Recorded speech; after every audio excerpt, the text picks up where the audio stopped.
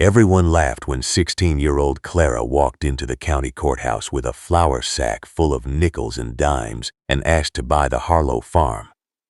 They laughed because the Harlow farm wasn't really a farm. It was a curse with a fence around it. 40 acres of baked clay and devil's thistle sitting on the edge of the county where even the railroad refused to stop. 3 men had tried to tame that land in the last 20 years. 3 men had gone broke, mad, or both. The soil was the color of a bruise. The well had run dry in 1898. And the only thing that grew there without begging was a thorny weed the locals called widow's bite because it was sharp enough to draw blood and stubborn enough to outlast a prayer. But there was Clara, 5'2" in her late father's boots, hair the color of wheat left too long in the rain, eyes that had seen too much for a girl who had only been on this earth 16 summers. Orphaned at 12 when the influenza took her mother and father in the same cruel week. Raised since then on the charity of a town that never let her forget she owed them something. Working dawn to dusk at Miller's General Store, sleeping in the store's back room on a cot that smelled of kerosene and regret. Saving every penny she found in the gutter, every tip she earned wrapping parcels, every coin she discovered beneath the floorboards while sweeping. 2 years and $43. That was the price of the only thing in the world no man wanted, and she bought it. Judge Holloway looked down from the bench that Tuesday morning, his spectacles sliding to the end of his nose, his mouth hanging open like a barn door with a broken hinge. "Girl," he said, and the word echoed off the courthouse walls. "You understand what you're purchasing? That land is dead. The soil is poison to anything decent. There isn't a drop of water fit for drinking, and the wind out there carries enough dust to bury a church." Clara didn't blink. She set the flour sack on the clerk's counter. The coins inside made a sound like heavy rain. "I understand," she said. Her voice was quiet, but in that empty courtroom, quiet carried further than shouting. The banker, Mr. Calhoun, was there. He owned more land than God and had a habit of buying farms when the owners grew desperate. He laughed first, a big booming laugh that started in his belly and rolled out like thunder. "This is rich," he said, wiping his eyes. "The orphan girl wants to be a farmer.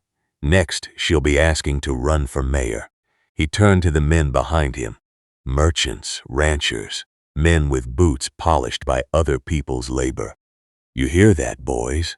She thinks she can grow something on the Harlow place. Probably going to plant buttons and thread, seeing as that's all she's ever handled." The room erupted. Laughter bounced off the walls like buckshot. Someone said she should stick to sweeping floors. Another man suggested she plant hope, because that was the only thing that grew without water.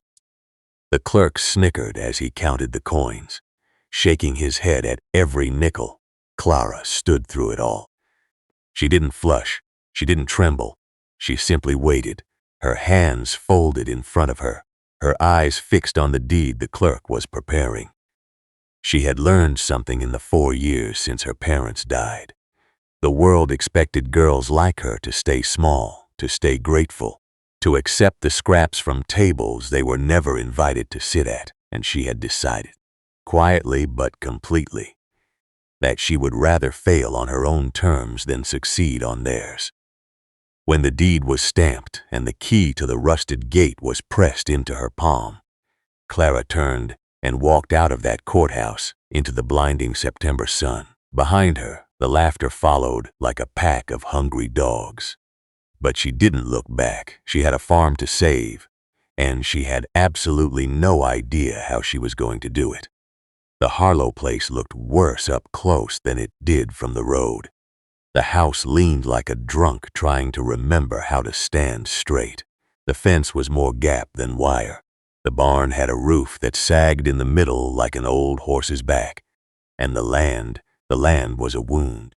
40 acres of gray-brown dirt so hard it rang like stone when she dropped a shovel. The thistles had claimed every inch, rising up in spiny defiance. daring anyone to challenge their rule.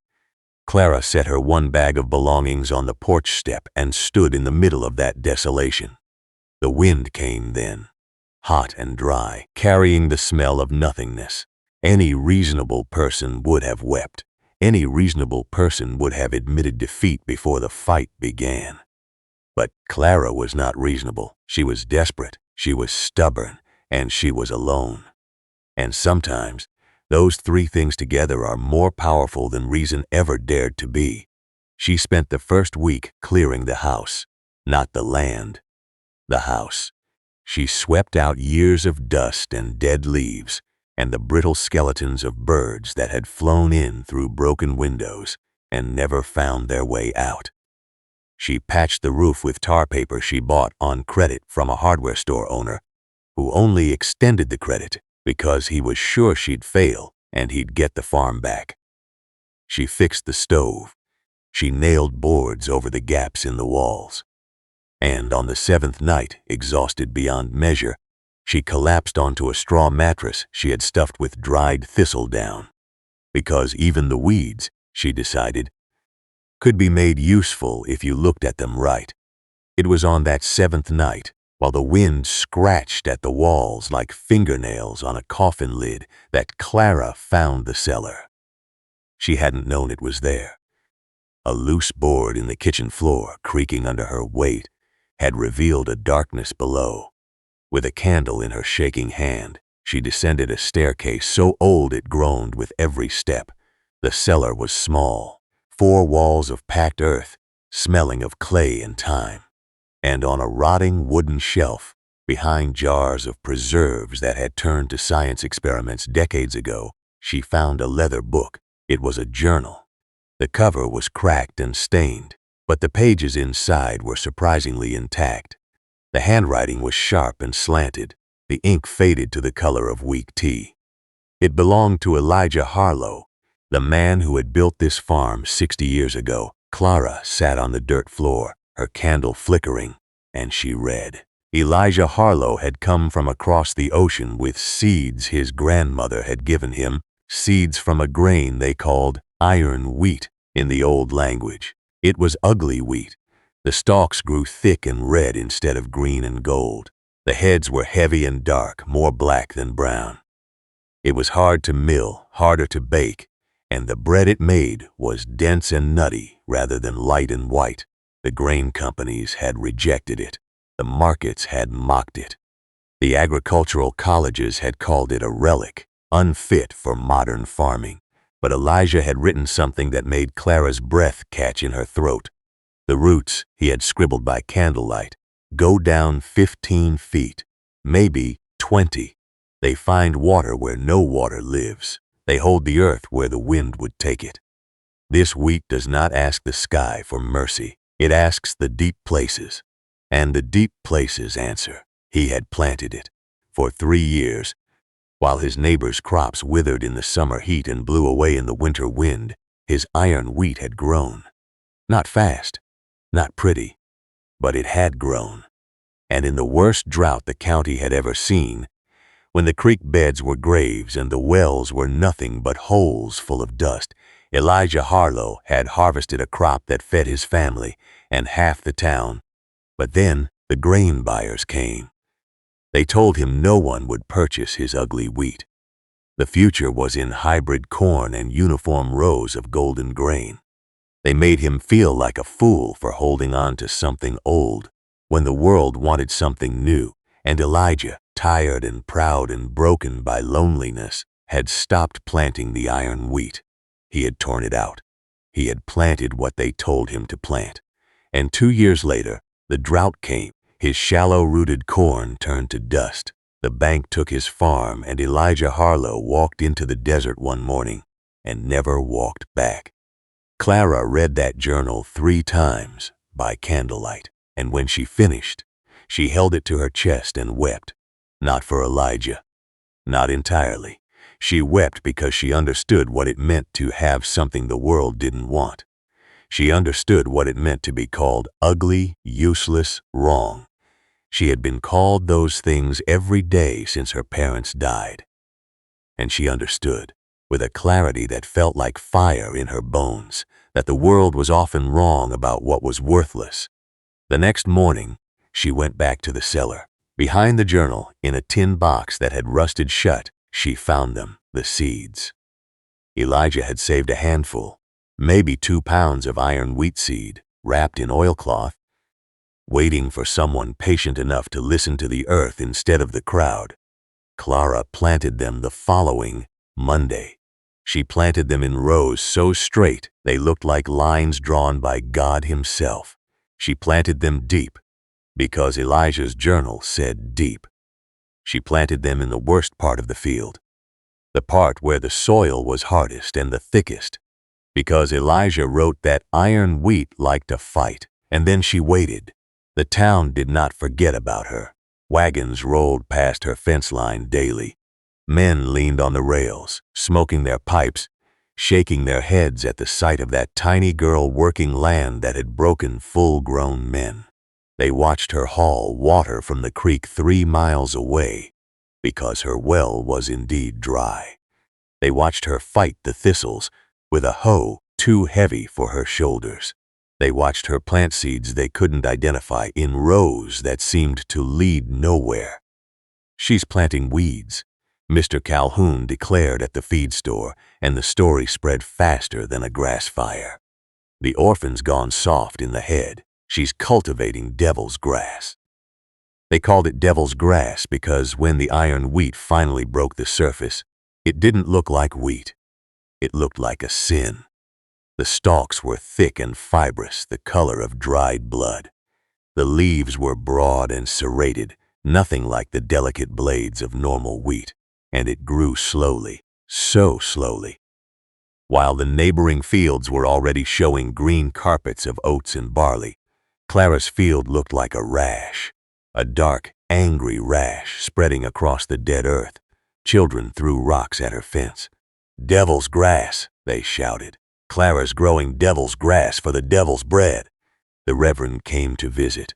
He stood in her doorway, his Bible clutched in hands that had never held a plow, and he told her that God grew wheat gold and corn green, and anything that came up red and black was not of the Lord's design. He suggested she plow it under before the evil took root not just in her field, but in her soul. Clara thanked him for his concern and closed the door. Mrs. Miller, who owned the general store where Clara had worked, came next. She brought a basket of biscuits and a proposal. "Come back to the store, Clara. I'll give you your job back. This farming nonsense is going to kill you, and nobody wants to see a child die on that cursed land. Be sensible." Clara took 1 biscuit because she was hungry, and she said, "I am being sensible, Mrs. Miller. I'm just not being sensible the way you want me to be."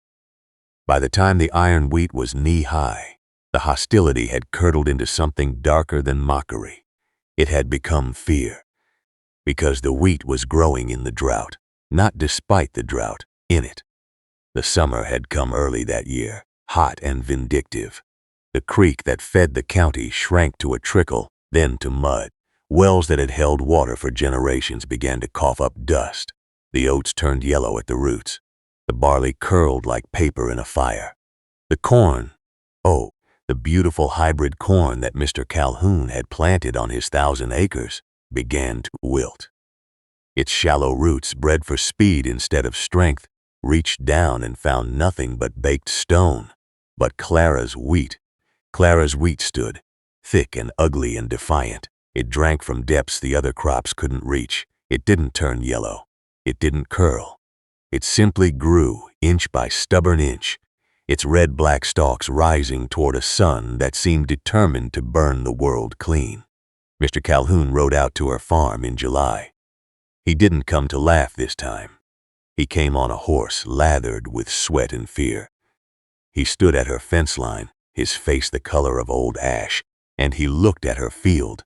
Then he looked at his own fields, where the corn was dying in geometric patterns, where the earth was cracking open like a broken skull.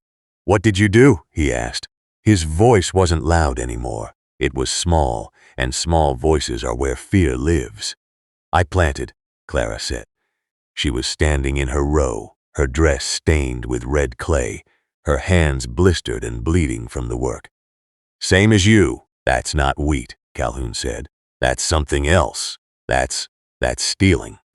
"Stealing?" Clara wiped her forehead with the back of her wrist.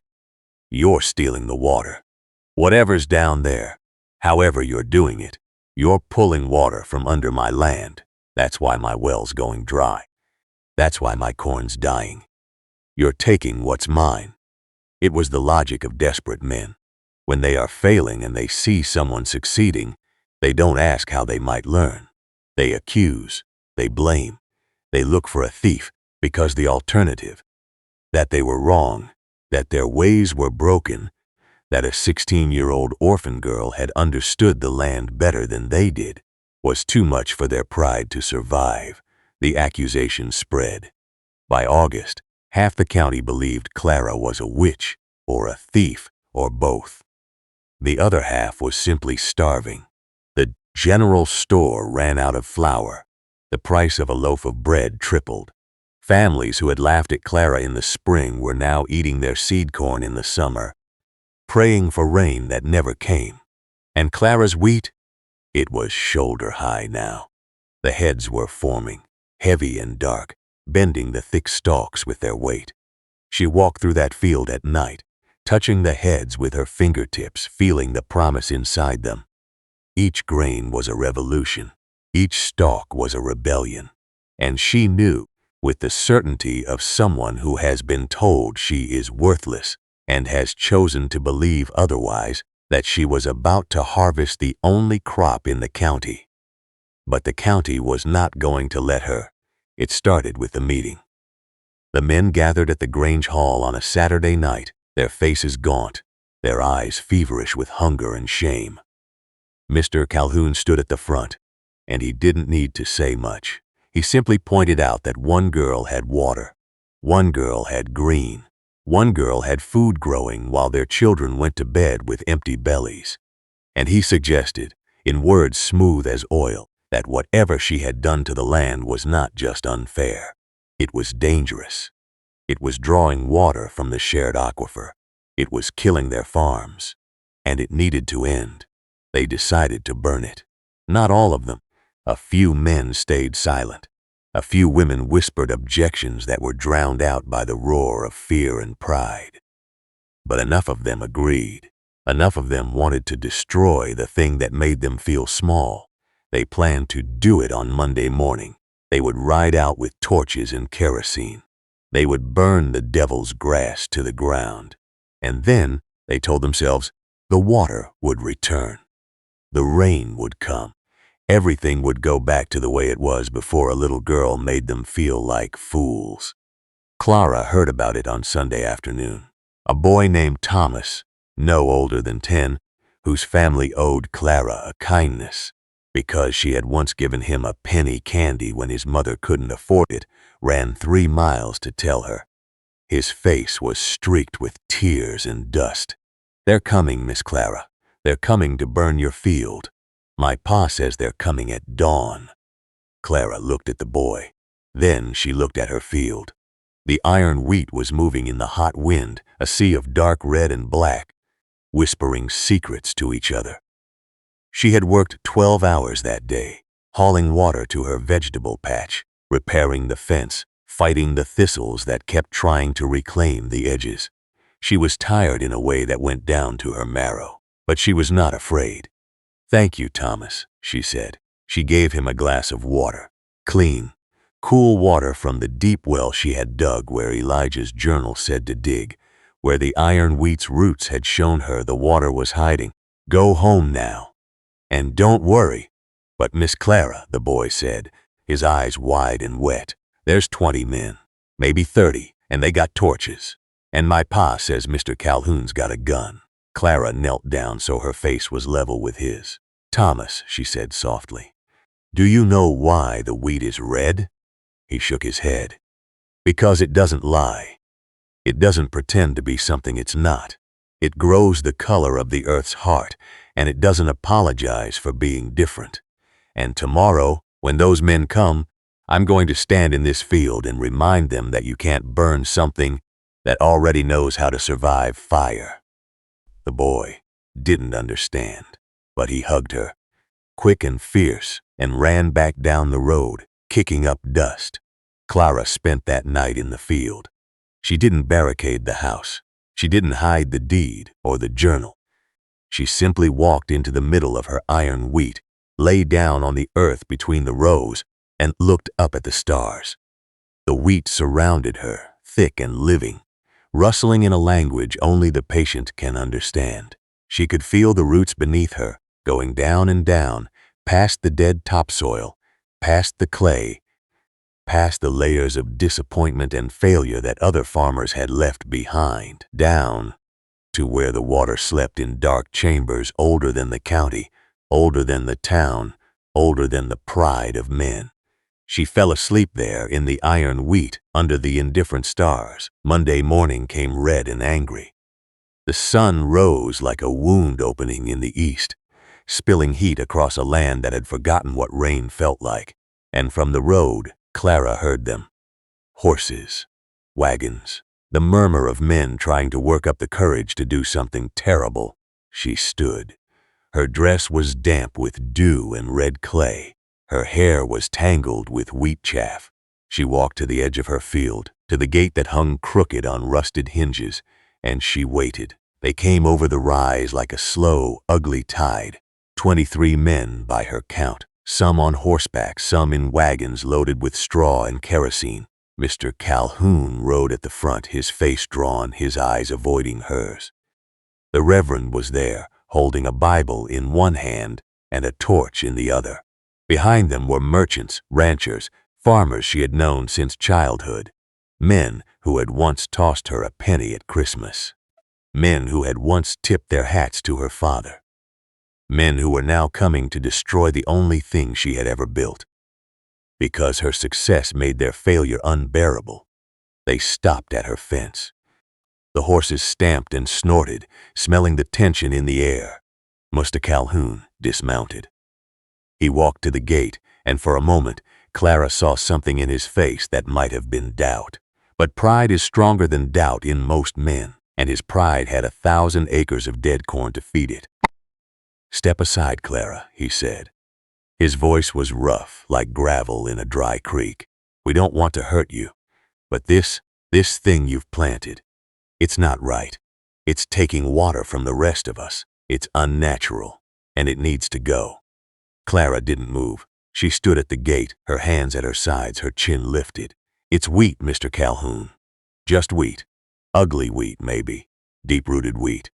Wheat that doesn't need as much from the sky because it knows how to ask the earth. But it's still wheat. And it's mine. It's stealing," Calhoun said, and the men behind him rumbled agreement. "It's surviving," Clara replied. "And I think what truly bothers you isn't that it's stealing, it's that it's surviving while everything you planted is dying. You didn't come here because you're afraid of wheat. You came here because you're afraid of a girl who proved you wrong." The Reverend stepped forward, his torch held high. "Child, pride is a sin. Let us do what must be done. The Lord provides for the humble. The Lord also helps those who help themselves," Clara said. "And I have helped myself, Reverend. I helped myself when this town gave me a cot in a storeroom and called it charity. I helped myself when you all laughed at me in the courthouse. I helped myself when I found a dead man's journal and learned that the world throws away treasures because it is too lazy to look deeper. If you want to burn this field, you'll have to burn me with it, because I am not stepping aside, and I am not apologizing for surviving." The men shifted. Some looked at their boots. A few torches dipped. Because there is something about a person who has been stripped of everything and still refuses to kneel that makes even cruel men hesitate. But Mr. Calhoun did not hesitate. His pride was too far gone for hesitation. He reached for the gate, and that was when the wind changed. It came from the west, sudden and hard, carrying a sound like a train rushing through a tunnel.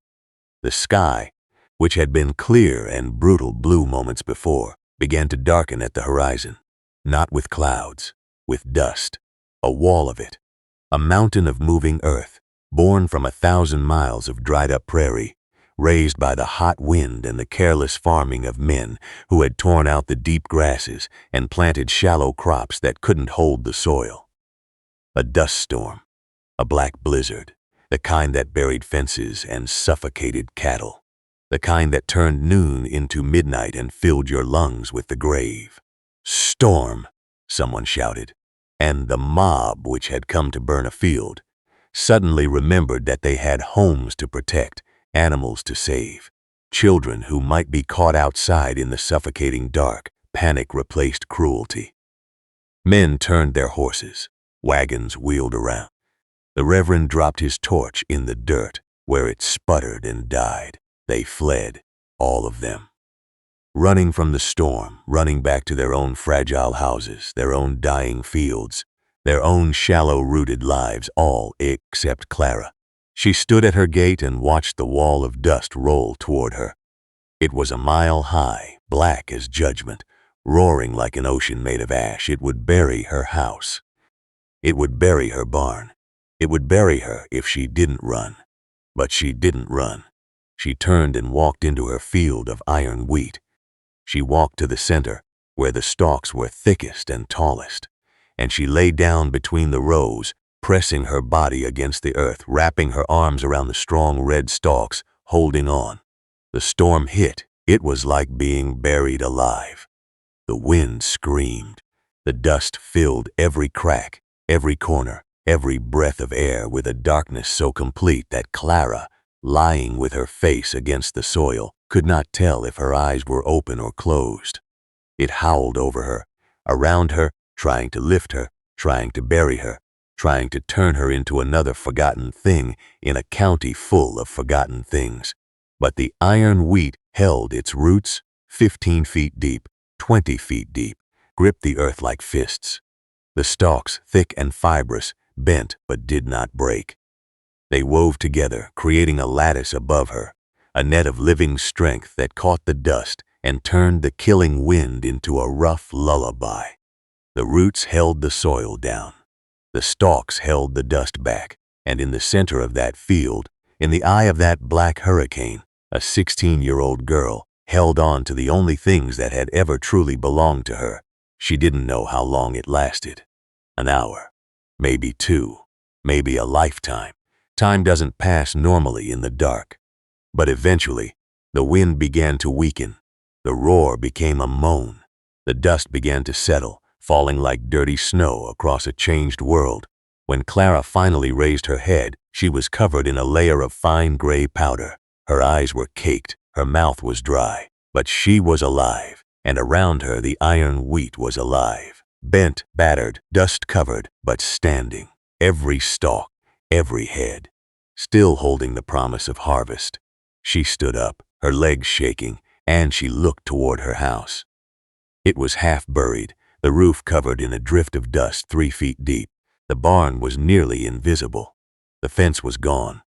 But her field was still there.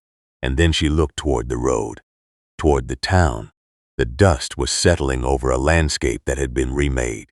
The neighboring fields, the neat rows of Calhoun's corn, the pretty pastures, the tidy farms that had mocked her all summer, were gone, buried. The dust had filled every furrow, covered every stalk, turned the entire county into a gray desert. The shallow-rooted crops had not held. They had been ripped out, covered over, erased as if they had never been. But her field stood, ugly, red, black, dusty. But standing, Clara walked to the road. She walked through a world that had been turned to ash. And as she walked, she saw them, the men. The same men who had come with torches. They were emerging from the dust, stumbling out of their houses, climbing out of their barns, staring at a landscape that had been scoured clean. Mr. Calhoun was kneeling in what had been his front yard. His house was still there, but his fields, his magnificent 1,000 acres, were a graveyard of gray. The corn was gone. The oats were gone. Everything he had built, everything he had used to measure his worth against the world, was buried under a blanket of dust 6 inches thick. He looked up as Clara passed. His face was streaked with tears and dirt. His eyes were empty, and when he saw her standing, saw her field behind her still whispering in the wind, still green beneath its coat of dust, he did something he had not done in 20 years. He fell to his knees, not dramatically, not for show. His legs simply gave out, and he sank into the dust of his own dead farm, and he looked at that 16-year-old girl with an expression that had no words in any language. One by one, the others came. They walked or stumbled to the road, and they looked at Clara's field, and they fell to their knees. Some wept, some prayed. Some simply sat in the dust and stared, their minds unable to process what their eyes were showing them. The Reverend was there, his Bible clutched to his chest, his lips moving in words that might have been scripture or might have been apology. He looked at the iron wheat, and he looked at Clara, and he bowed his head until his forehead touched the earth. Mrs. Miller came from the town, her apron covered in dust, her eyes wild. She saw Clara standing tall in the middle of the ruin. She saw the field, and she sank down, her hands over her mouth, her body shaking with sobs that were part grief and part wonder. They all did. The whole county. They came on foot, on horseback, in wagons that creaked through the dust. They came to see the miracle they had tried to destroy. They came to see the only green thing left in a world turned gray. And when they saw it, when they saw that ugly, deep-rooted, stubborn, impossible wheat still standing while everything else had been swept away, they fell to their knees, not because she asked them to, not because she demanded it, but because, for the first time in their lives, they understood what it meant to be wrong. They understood that the girl they had laughed at, the orphan they had pitied, the fool they had mocked in the courthouse, had known something they didn't. She had known that survival isn't about being pretty. It isn't about being fast. It isn't about being what the world expects. Survival is about depth. It's about roots. It's about being willing to grow ugly and slow and strange if that's what it takes to find the water beneath the drought. It's about refusing to let the wind take you just because everyone else is being blown away. Clara stood among them. She didn't speak at first. She simply let them kneel. She let them weep. She let them feel the full weight of their shame and their awe. And when the silence had gone on long enough, she walked back to her field. She pulled a head of iron wheat from the nearest stalk. She broke it open in her hands, and the grain spilled out, black and perfect and full of life. She walked to Mr. Calhoun first. She knelt before him, because mercy kneels too, even when it has every right to stand tall, and she pressed a handful of grain into his shaking hands. "Plant these," she said. "Plant them deep. Plant them where the soil is hardest, and don't pull them up when they look wrong. Wait. Let them find the deep water. Let them hold your earth. Let them teach you what I learned." Calhoun looked at the grain. Then he looked at her, and he wept. Not the dry, prideful tears of a man who has lost. The wet, healing tears of a man who has been given a second chance by someone he tried to destroy. She gave grain to the Reverend, to Mrs. Miller, to every man, woman, and child who came to her field that day. She gave away the harvest she had fought for, the crop she had bled for, the seeds that were worth more than gold in a county that had nothing left. And she told them Elijah Harlow's secret. She told them about the deep places. She told them that the earth keeps water for those who are willing to dig deep enough, wait long enough, believe hard enough. She told them that the world calls things weeds when it doesn't understand their strength, and that the greatest treasures are often buried with the things we've been taught to throw away. By nightfall, the road to the Harlow farm was lined with people carrying small pouches of iron wheat seed. They walked home through the dust, their heads bowed, their hearts changed, and Clara stood at her gate, watching them go, her hand resting on the rusted iron that had once marked the boundary of the farm no man wanted. The harvest came 3 weeks later. It was the only harvest in the county. The iron wheat, cleaned of its dust, milled into a dark, rich flour that made bread so dense and nourishing that a single slice could fill a stomach for half a day. Clara baked her first loaf in the old stove she had repaired, and she ate it sitting on her porch, watching the sun set over a field that had become the salvation of a county. They didn't laugh at her after that. Not ever again. Mr. Calhoun sold half his land to pay his debts, and he planted the other half in iron wheat. He learned to dig deep. He learned to wait, and within 3 years, he was known not as the man who tried to burn a girl's field, but as the man who helped bring the deep wheat back to the valley. The Reverend preached a new sermon. He called it the parable of the deep roots.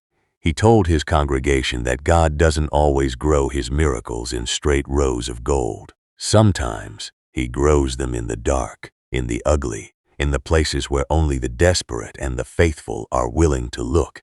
Mrs. Miller hung a new sign in her store. It read, "Clara's flour, ground from the wheat that would not die." It sold out every week. And Clara? Clara stayed on her farm. She repaired the barn. She fixed the well. She planted her iron wheat every season, and every season it grew, deep and dark and strong. She became the county's seed keeper, the keeper of the journal, the keeper of the secret that had saved them all. Men came from other counties, other states, to buy her grain. Agricultural colleges that had once scoffed at ugly wheat now sent letters begging for samples. She answered them all, not with pride, but with patience. She told them what Elijah Harlow had written. She told them what the storm had taught her. She told them that farming is not a war against the land. It is a conversation with the deep places, and the deep places only speak to those who listen.